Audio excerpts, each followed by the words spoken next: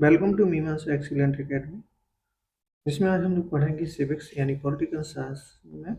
और बहुत ही important question है, प्रीवियस ईयर का पूरा सेट रहेगा जैसा कि हम पढ़ते आए हैं सभी में अभी तक। और देखेंगे हम अपने एक एक क्वेश्चन को, बहुत ही सभी इम्पोर्टेंट क्वेश्चन आएंगे जो अपने एलटी में होने वाले 17 जनवरी के पेपर में बहुत ही सहयोगी रहेगा।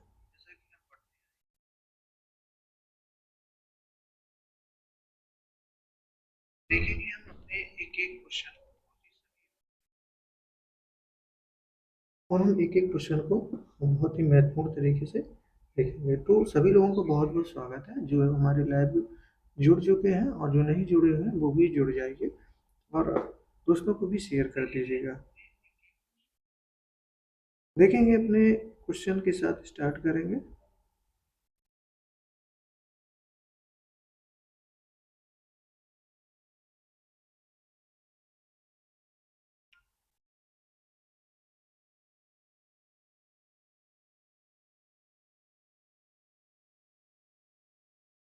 और अगर वीडियो पसंद आए तो प्लीज लाइक जरूर करें। तो हम कंटिन्यू करेंगे अपने क्वेश्चन के साथ, और पहले क्वेश्चन के साथ हम देखेंगे। हमारा पहला क्वेश्चन जो हमारा रहेगा वो आपके सामने है।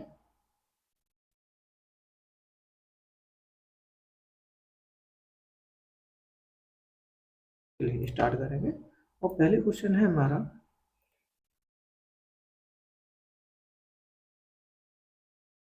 कि प्रजातांत्रिक विकेंद्रीकरण का पर्याय क्या होता है।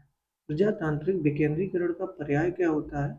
प्रजातांत्रिक विकेंद्रीकरण का जो पर्याय होता है, जैसे हमारे पास चार ऑप्शन है: शहरी प्रशासन का, पंचायती राज का, सामाजिक व्यवस्था का, उदारी। तो प्रजातांत्रिक जो विकेंद्रीकरण का अर्थ होता है वो था पंचायती राज का, यानी पर्याय इसका क्या होता है? पंचायती राज का। चलिए नेक्स्ट क्वेश्चन देखेंगे। नेक्स्ट है, सरकारिया आयोग रिपोर्ट किससे संबंधित है? सरकारिया आयोग जो रिपोर्ट संबंधित है वो है ऑप्शन नंबर फर्स्ट, यानी केंद्र राज्य संबंधों से। किससे है? केंद्र राज्य संबंधों से है। तो इसका ऑप्शन नंबर हमारा फर्स्ट हमारा करेक्ट है। देखेंगे केंद्र तथा राज्यों के संबंध में।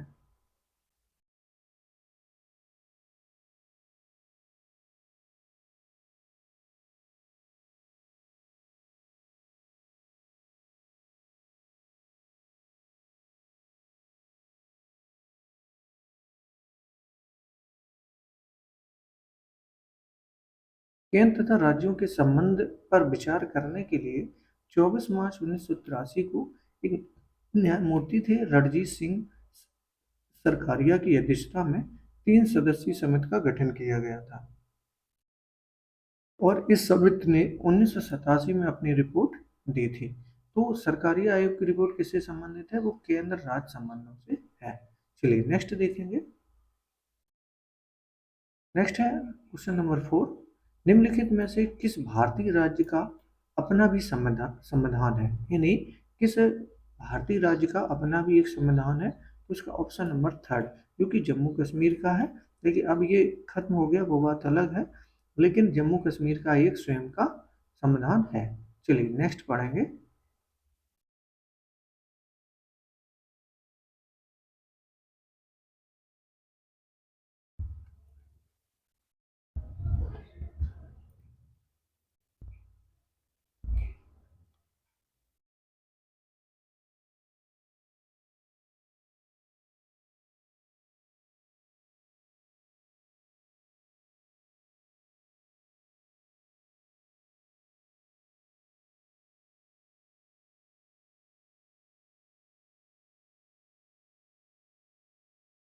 चलिए देखेंगे। जम्मू कश्मीर पुनर्गठन अधिनियम 2019 के द्वारा जम्मू कश्मीर को दो केंद्र शासित प्रदेश यानी जम्मू कश्मीर और लद्दाख में विभाजित कर दिए गए। वर्तमान में कुल 8 केंद्र शासित प्रदेश हैं। पहले जम्मू कश्मीर की विशेष स्थिति 26 नवंबर 1957 को उसका अपना अलग संविधान लागू हुआ था। नेक्स्ट देखते हैं, संयुक्त राष्ट्र संघ की स्थापना कब हुई थी? तो संयुक्त राष्ट्र संघ की जो स्थापना हुई थी वो 24 अक्टूबर 1945 को हुई थी। संयुक्त राष्ट्र घोषणा पर चार्टर्ड के अध्याय 3 के अनुच्छेद 7 के अंतर्गत इसके निम्नलिखित 6 अंग स्थापित किए गए हैं। महासभा, सुरक्षा परिषद, आर्थिक और सामाजिक परिषद, न्यायिकता परिषद, अंतर्राष्ट्रीय न्यायालय और सचिवालय। नीदरलैंड्स में हैग स्थित अंतर्राष्ट्रीय न्यायालय के अतिरिक्त सभी अंग जो है वो संयुक्त राष्ट्र के न्यूयॉर्क स्थित मुख्यालय में है। तो इसका ऑप्शन नंबर हमारा कौन सा रहा? थर्ड हमारा करेक्ट है। नेक्स्ट देखते हैं कि राज्यसभा विघटित हो जाती है। तो राज्यसभा जो विघटित हो जाती है कितने साल बाद? तो वो हो जाती है यानी कभी नहीं होती है। राज्यसभा जो विघटित होती है वो कभी नहीं होती, क्योंकि लोकसभा की एक निश्चित काल अवधि होती है और उसका विघटन जो है राष्ट्रपति किसी भी समय कर सकता है। इसके विपरीत राज्यसभा एक स्थायी निकाय है और उसका विघटन नहीं किया जा सकता। जहाँ राज्यसभा के किसी एक सदस्य का कार्यकाल जो है वो कितना 6 वर्ष का होता है, वहीं उसके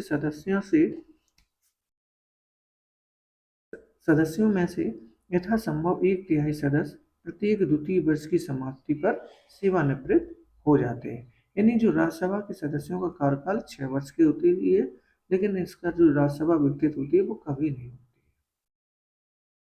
नेक्स्ट क्वेश्चन है कि राजनीति कानून का संबंध किससे है? तो राजनीतिक जो कानून का सिद्धांत है वो किससे संबंधित है? तो वो है ऑप्शन नंबर फर्स्ट, यानी व्यक्ति के बाहरी आचार व्यवहार से। किससे संबंधित है? व्यक्ति के बाहरी आचार व्यवहार से संबंधित है। नेक्स्ट देखेंगे हम, प्रशासनिक कानून निम्नलिखित में से किसके मध्य संबंध निश्चित करता है? तो प्रशासनिक कानून निम्नलिखित में से किनके मध्य निश्चित करता है? तो उसका ऑप्शन नंबर फर्स्ट हमारा करेक्ट है। राज्य का अपने कर्मचारियों के साथ संबंध स्थापित करता है। यानी प्रशासनिक कानून निम्नलिखित में किसके मध्य संबंध निश्चित करता है? तो ऑप्शन नंबर फर्स्ट हमारा करेक्ट है। राज्य के शरीर सिद्धांत के समर्थक कौन है? तो राज्य के शरीर सिद्धांत के समर्थक हैं वो है विलियम सली और हर्बर्ट स्पेंसर।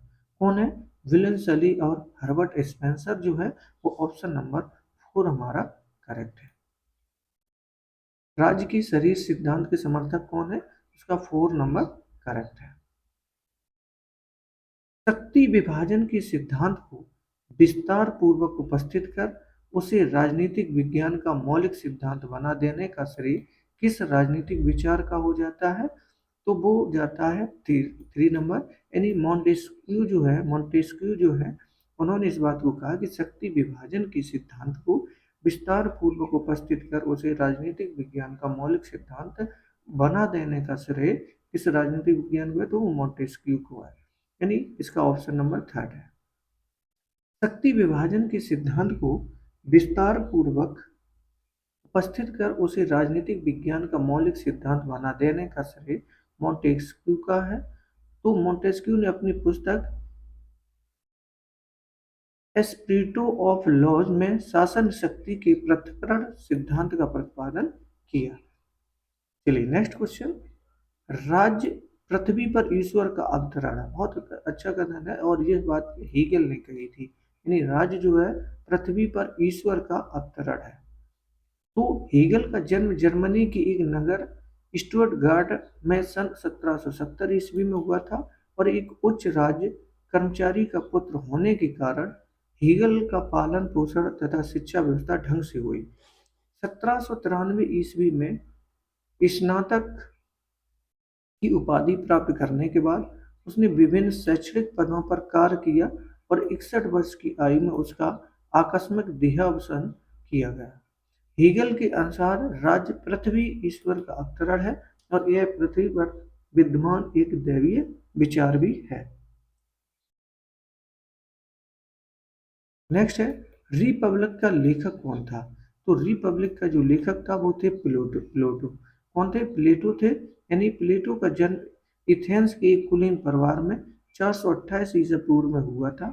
उसका पिता अरिस्टोन एथेंस के अंतिम सम्राट कार्डरस के वंश में हुआ था और उसकी माता एथेंस के प्रसिद्ध स्मृतिकार सोलन के घराने की थी और उसका वास्तविक नाम था अरिस्तो। अरिस्तोक्लिस था, किंतु उसके खूब भरे हुए चौड़े कंधे के कारण उसके व्यायाम शिक्षक ने उसे प्लेटो नाम दिया था। कालांतर में यही नाम प्रसिद्ध हो गया और प्लेटो के साथ ग्रंथ प्रश्नोत्तर रूप में साम्यवाद या वार्तालाप की शैली में लिखे हुए होने के कारण उसे साम्यवाद कहा जाता है। प्लेटो ने 36 संवाद लिखे जिनमें रिपब्लिक, स्टेटमेंट्स और लॉज जो है वो प्रमुख है। तो प्लेटो का जन्म कहाँ हुआ था? एथेंस में हुआ था और वो भी एक कुलीन परिवार में हुआ था 428 में। इनका पहले का नाम, वास्तविक नाम था इनका अरिस्टोक्लीज। क्या था? अरिस्टोक्लीज। लेकिन बाद में क्या हुआ, इनके शिक्षक ने उन्हें प्लेटो नाम उनका रखा था। नेक्स्ट है, लोकप्रिय संप्रदाय की अवधारणा का सूत्रधार कौन था? तो लोकप्रिय संप्रदाय की अवधारणा का जो सूत्रधार कौन था? तो वो था थर्ड नंबर यानी रूसो था। रूसो का जन्म 1712 ईस्वी में जेनेवा के गणतंत्र में हुआ था। उसकी मां की मृत्यु उसके प्रसव काल में हो गई थी। रूसो की सबसे महत्वपूर्ण देन लोकप्रिय संप्रदाय यानी पॉपुलर सोवरेनिटी की धारणा है, जिससे कि वर्तमान समय की प्रजातंत्रात्मक व्यवस्था का मूल आधार कहा जाता है। रूसो के पूर्व बौंधा एवं हॉब्स जैसे विचारकों ने संप्रभुता के सिद्धांत में योग दिया है, और किंतु इनमें से किसी ने भी इसका प्रयोग व्यक्ति की स्वतंत्रता का समर्थन करने के लिए नहीं किया। उनके हाथों में इसने राज्य की संप्रभुता का रूप धारण किया, किंतु रूसो ने संप्रभुता को सामान्य इच्छा में निहित करके लोकप्रिय संप्रभुता के सिद्धांत का एक शिलान्यास किया। तो लोकप्रिय संप्रभुता की अवधारणा का सूत्रधार कौन था? तो ऑप्शन नंबर थर्ड यानी रूसो थे। चलिए नेक्स्ट।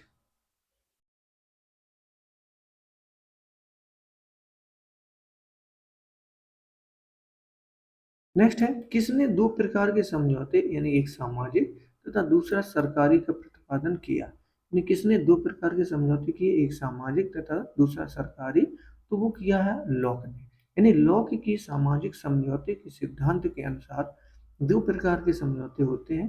पहले समझौते द्वारा तो एक राजनीतिक समाज की स्थापना की गई और दूसरे समझौते द्वारा शासक व शासित के मध्य शर्तें निश्चित करते हुए सरकार की स्थापना की गई। नेक्स्ट है, भारतीय संविधान के लिए मसौदा तैयार करने वाली समिति का अध्यक्ष कौन ने की थी? तो वो डॉक्टर भीमराव अम्बेडकर। यानी मसौदा तैयार करने, तो ऑप्शन नंबर हमारा 4 करेक्ट है। यानी बी एन राव द्वारा एक सलाहकार देने यानी तैयार किए गए संविधान के प्रारूप पर विचार विमर्श करने के लिए बी एन राव कौन थे? संविधान में से एक सलाहकार थे। उनके द्वारा 29 अगस्त 1947 को एक संकल्प पारित करके प्रारूप समिति का गठन किया गया और इसके अध्यक्ष के डॉक्टर भीमराव अम्बेडकर को चुना गया। नेक्स्ट है, भारतीय संविधान में मौलिक अधिकारों की व्यवस्था किस देश के ब्रिटेन से ली गई है? तो मौलिक अधिकार जो है वो कहाँ से लिए गए? संयुक्त राज्य अमेरिका से लिए गए। यानी भारतीय संविधान में मौलिक अधिकारों की व्यवस्था संयुक्त राज्य अमेरिका देश से ली गई है।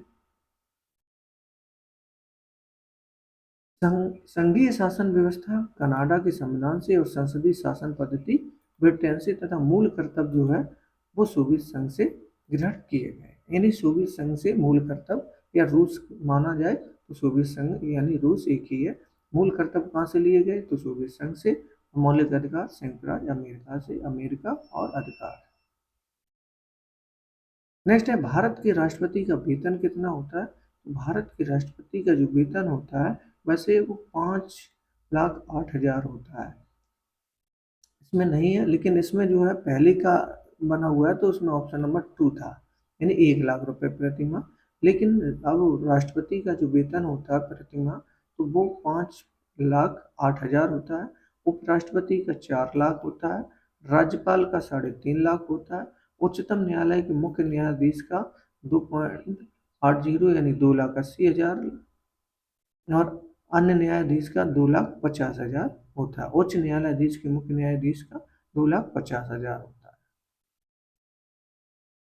नेक्स्ट देखते हैं, राष्ट्रपति के निर्वाचन में भाग लेते हैं, यानी राष्ट्रपति के निर्वाचन में कौन कौन भाग लेते हैं?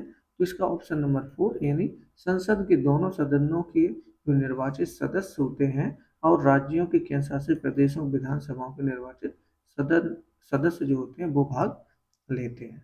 यानी भारत का राष्ट्रपति अप्रत्यक्ष निर्वाचन द्वारा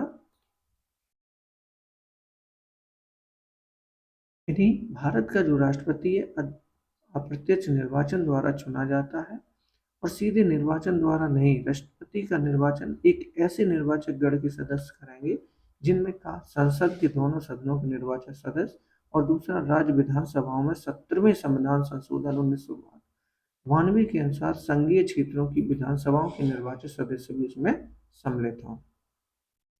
माइन काम्फ पुस्तक के लेखक कौन है? तो माइन काम्फ जो पुस्तक के लेखक है वो है हिटलर। कौन है? हिटलर।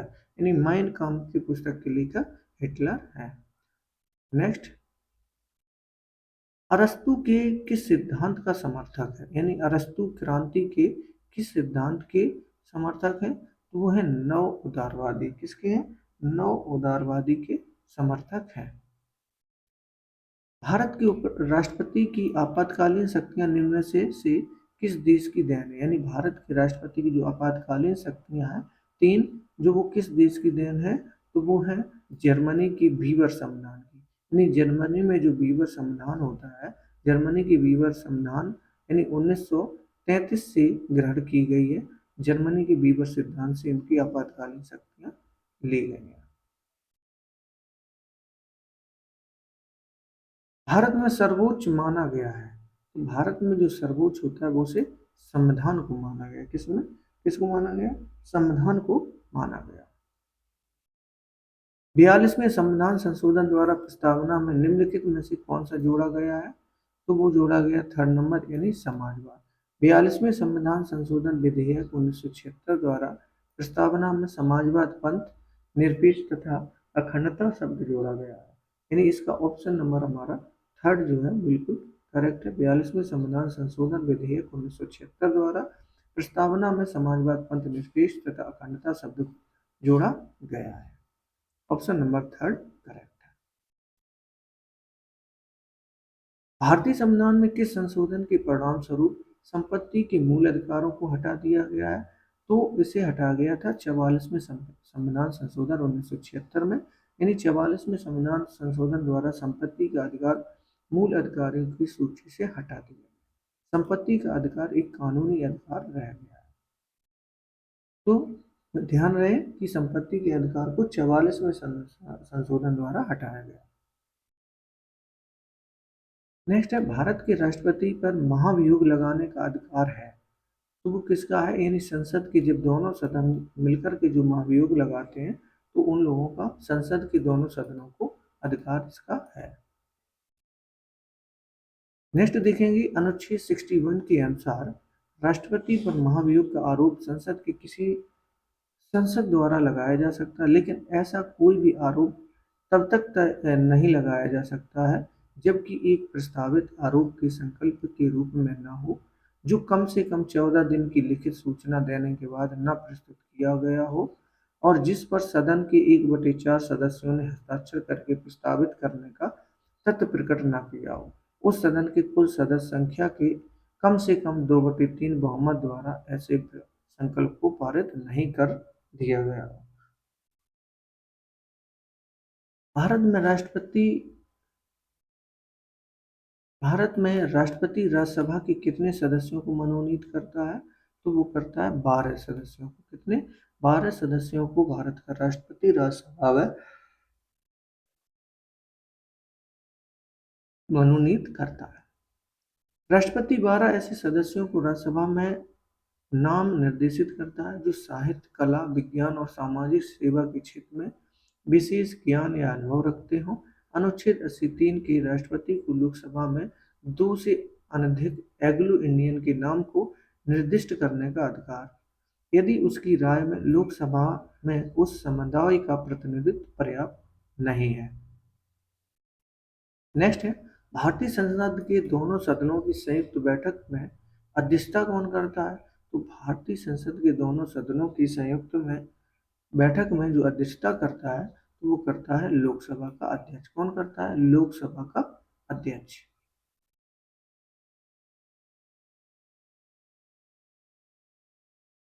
भारत के पहले उप प्रधानमंत्री कौन थे? तो भारत के पहले उप प्रधानमंत्री थे वल्लभ भाई सरदार पटेल।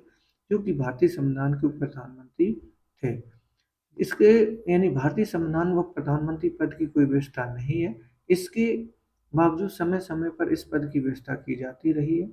इस पद का अब तक 7 बार सृजन किया गया। पहली बार इस पद का सृजन प्रथम लोकसभा के दौरान प्रधानमंत्री जवाहरलाल नेहरू द्वारा किया गया था। इस प्रकार सरदार वल्लभ भाई पटेल उप प्रधान पद को सुशोभित किए गए थे।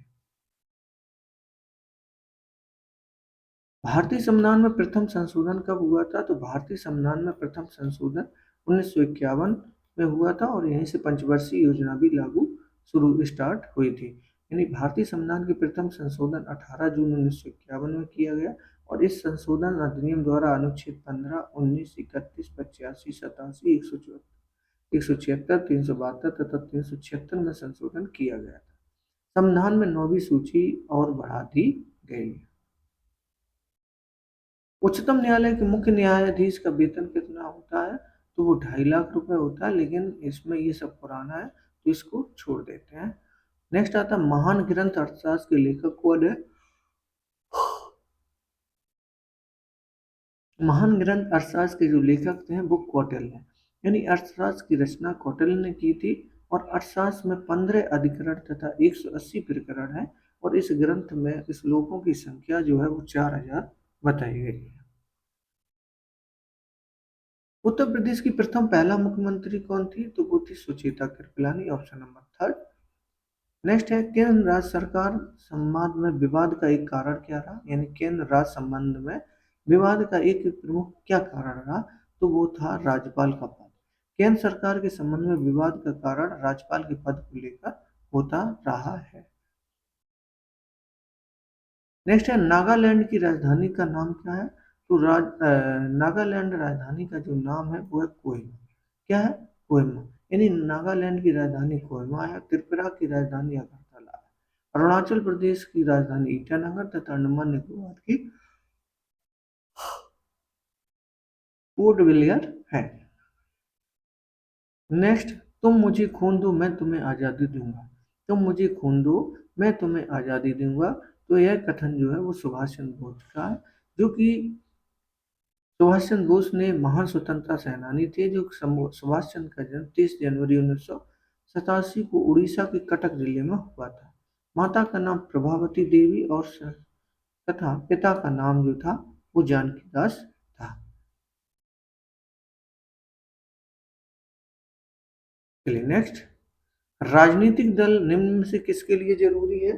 तो राजनीतिक दल जो जरूरी है वो है लोकतंत्र के लिए। यानी वर्तमान समय में शासन के विविध रूपों में प्रजातंत्र सर्वाधिक लोकप्रिय है।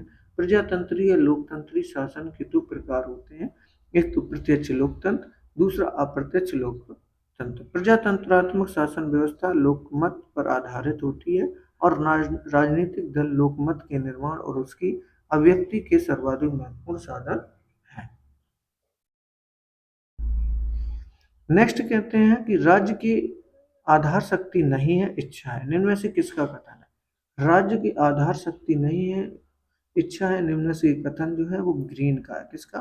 ग्रीन का। यानी अंग्रेजी साम्यवादी ग्रीन का जो विचार है कि राज्य का वास्तविक आधार इच्छा है, बल नहीं, वरना इच्छा है। यानी will not force is the basis of state.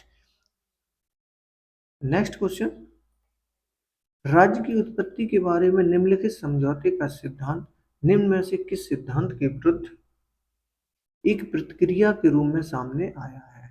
यानी राज्य की उत्पत्ति के बारे में सामाजिक समझौते का सिद्धांत निम्न में से किस सिद्धांत के विरुद्ध एक प्रतिक्रिया के रूप में सामने आया है? वो एक देवीय सिद्धांत के रूप में आया है। यानी उदारवादी परंपरा में राज्य की उत्पत्ति तथा प्रकृति के 2 सिद्धांत प्रचलित हैं, एक सामाजिक समझौता का सिद्धांत तथा ऐतिहासिक विकासवादी सिद्धांत। 17वीं और 18वीं शताब्दी तक राजनीतिक विचारधारा में सामाजिक समझौता का सिद्धांत अत्यंत महत्वपूर्ण था। सामाजिक समझौता सिद्धांत दैवी सिद्धांत की प्रतिक्रिया के रूप में सामने आया था। इस सिद्धांत के अनुसार राज्य दैवी न होकर मानवीय संस्था है। रूसो किस देश का निवासी है? तो रूसो जो था वो फ्रांस देश का निवासी है। नेक्स्ट क्वेश्चन है, रक्त संबंध समाज को और समाज राज्य को जन्म देता है। यह कथन किसका है? ये मैकाइवर ने कहा था कि रक्त संबंध समाज को और समाज राज्य को जन्म देता है। नेक्स्ट आता है कि अधिकार वह दावा है जिसे समाज स्वीकार करता है और राज्य लागू करता है। यह कथन किसका है? तो यह जो कथन है बोसांकी का है। इन किसका? बोसांकी ने कहा था कि अधिकार वह दावा है जिसे समाज स्वीकार करता है। निम्न में एक नैतिक कर्तव्य है। निम्न में एक नैतिक कर्तव्य है। इसका कथन है नंबर 2, यानी माता पिता द्वारा बच्चों को शिक्षा प्रदान करना। ये निम्न में एक नैतिक कर्तव्य, ऑप्शन नंबर 2 करेक्ट है। हम इस सत्य को प्रमाणित करते हैं कि जब मनुष्य समान पैदा हुआ, यानी हम इस सत्य को प्रमाणित करते हैं कि सब मनुष्य समान पैदा हुए हैं। यह कथन निम्न में से किस संबंध से संबंधित है? तो यह है फ्रांसीसी क्रांति से। यानी हम इस सत्य को प्रमाणित करते हैं कि सब मनुष्य जो है समान पैदा हुए हैं, फ्रांसीसी क्रांति से संबंधित है। निम्न में से कौन एक न्याय का सर्वलौकिक तत्व है?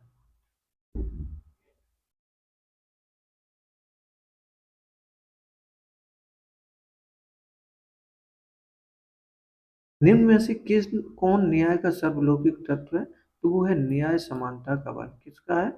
न्याय समानता पर बल देता है। अधिनायक तंत्र निम्न में से किसका विलोम है? तो अधिनायक जो तंत्र है वो लोकतंत्र का विलोम है। क्या है? लोकतंत्र का विलोम है, यानी ऑप्शन नंबर फर्स्ट हमारा करेक्ट। नेक्स्ट है भारत की खोज पुस्तक के लेखक कौन है? तो भारत की खोज पुस्तक के जो लेखक हैं वो जवाहरलाल नेहरू है। कौन है? जवाहरलाल नेहरू। यानी भारत की खोज पुस्तक के लेखक जो है वो कौन है? जवाहरलाल नेहरू है। नेक्स्ट है किस संविधान संशोधन अधिनियम के अंतर्गत भूतपूर्व देशी राजाओं को प्रिवी पर्रा को समाप्त कर दिया गया है? यानी इसका ऑप्शन नंबर हमारा 47 करेक्ट है। सॉरी, 47 का जो करेक्ट है वो है 2 नंबर, यानी 26वां। यानी किस संविधान संशोधन अधिनियम के अंतर्गत भूतपूर्व देशी राजाओं को प्रिवी पर्रा को समाप्त कर दिया गया? तो वो 26वें संशोधन में समाप्त कर दिया। यानी 26वां संविधान संशोधन 1971 द्वारा भूतपूर्व देशी रियासतों के शासकों का प्रीपर्स समाप्त कर दिया गया।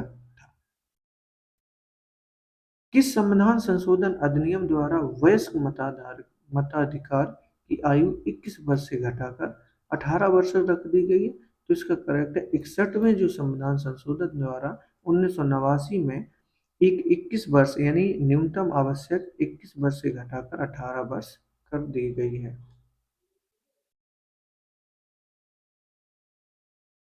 कौन सा निर्वाचन आयोग का कार्य नहीं है? तो निर्वाचन आयोग का जो कार्य नहीं है वो नहीं है उम्मीदवारों का चयन करना। यानी उम्मीदवारों का जो चयन करना है वो एक चुनाव निर्वाचन आयोग का नहीं है, क्योंकि निर्वाचन आयोग उम्मीदवारों का चयन नहीं करता है। उम्मीदवारों का चयन एक राजनीतिक पार्टी करती है।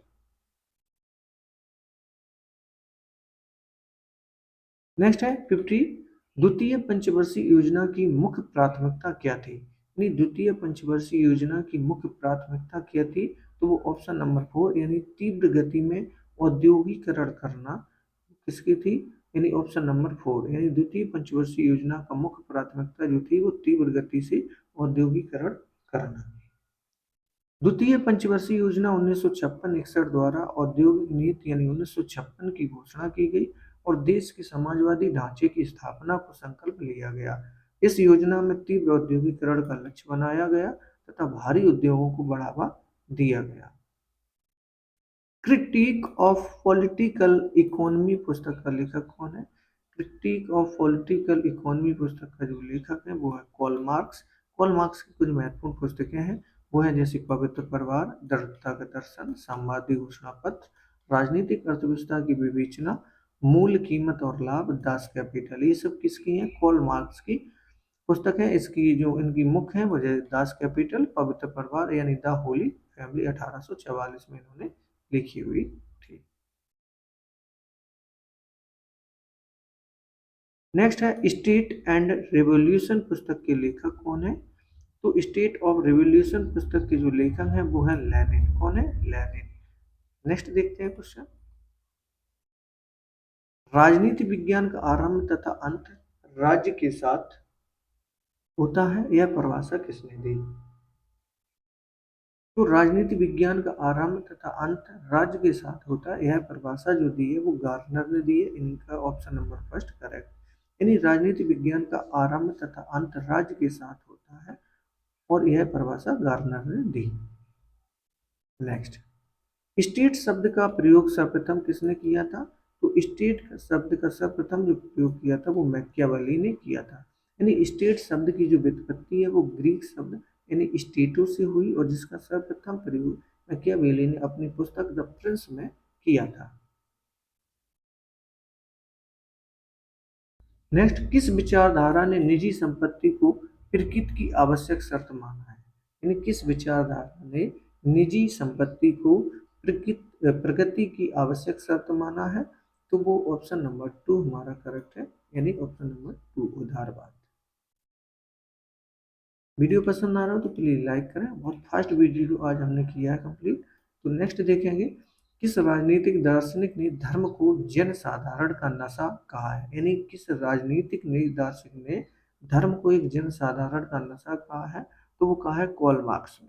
कॉल मार्क्स ने कहा कि मार्क्स के धर्म को भी जनता के शोषण का एक साधन ही माना जाता है। उसका विचार है कि वर्तमान समय में शोचनीय दशा के लिए बहुत कुछ सीमा तक धर्म ही उत्तरदायी है। इतिहास में नहीं वरन कितने ही लुई और जार पैदा हुए हैं, किंतु जनता अपने धार्मिक अंधविश्वास के कारण उनकी अन्याय और शोषण के विरुद्ध कोई आवाज नहीं उठाई है। मार्क्स धर्म ने भागवादी दर्शन को बहुत अधिक शरारत पूर्ण मानता है, जिसमें इतिहास और सभ्यता के नैसर्गिक विकास को एक रोक है। एक अन्य स्थान पर मार्क्स धर्म को जनता की अफीम यानी ओपिनियन ऑफ द पीपल की संज्ञा दी है, जिसे खाकर जनता विकास के मार्ग पर आगे बढ़ने की बजाय पतन की गर्त में पड़ी ऊँगती रहती है। नेक्स्ट क्वेश्चन है, भारतीय संविधान के अनुसार तथ्यात्मक संप्रभुता निवास करती है, तो वो किस में करती है? वो जनता में करती है। यानी जनता में क्या होता है? एक तथ्यात्मक संप्रभुता निवास करती है। नेक्स्ट क्वेश्चन, निम्नलिखित में से किस संवैधानिक संशोधन अधिनियम द्वारा सिक्किम को भारतीय राज्य प्रणाली का अभिन्न अंग स्वीकार किया गया? यानी किस संवैधानिक संशोधन अधिनियम द्वारा सिक्किम को एक भारतीय राज्य प्रणाली का अभिन्न अंग स्वीकार किया गया? तो वो 36वां संविधान 1975 में 36वां संशोधन जो हुआ था संविधान में 1975 में, जो कि सिक्किम को भारतीय संघ में संघ की 22वें राज्य के रूप में प्रतिष्ठा प्रदान किया गया था। नेक्स्ट देखते हैं, निम्नलिखित में से किस संवैधानिक पदाधिकारी को उसके पद से पदच्युत करने के लिए महाभियोग की प्रक्रिया का पालन आवश्यक नहीं है? तो वो नहीं है उपराष्ट्रपति। यानी किस संवैधानिक पदाधिकारी को उसके पद से पदच्युत करने के लिए महाभियोग की प्रक्रिया का पालन आवश्यक नहीं है? तो वो ऑप्शन नंबर 2 यानी उपराष्ट्रपति। उपराष्ट्रपति को पद से हटाने के लिए संकल्प राज्य सभा में पेश किया जाता है, लेकिन उपराष्ट्रपति को पद से हटाने का संकल्प राज्यसभा में पेश करने के पहले उसकी सूचना उन्हें 14 दिन पूर्व देनी आवश्यक है। राज्यसभा में संकल्प पारित होने के बाद उसे लोकसभा में अनुमोदन के लिए भेजा जाता है। यदि लोकसभा संकल्प को अनुमोदित कर देती है तो उपराष्ट्रपति को पद से हटा दिया जाता है।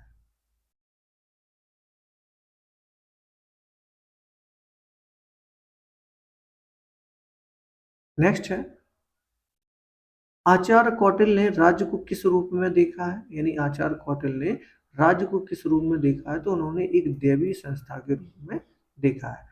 उन्होंने आचार्य कौटिल्य ने एक दैवीय संस्था के रूप में देखा और प्रथम अधिकरण 13वें अध्याय में दी गई गुप्तचरों के बीच वार्तालाप के प्रसंग में इस तथ्य का उल्लेख भी मिलता है। नेक्स्ट है, राष्ट्रीय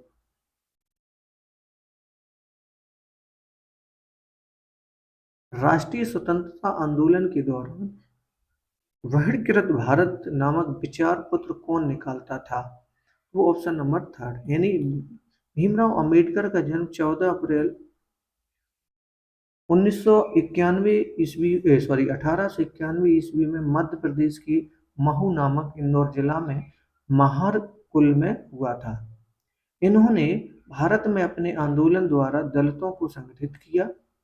इन्होंने 1920 में ऑल इंडिया डिस्ट्रिक्ट क्लास की तथा 1924 में बंबई में बहिष्कृत हितकारिणी सभा की स्थापना की।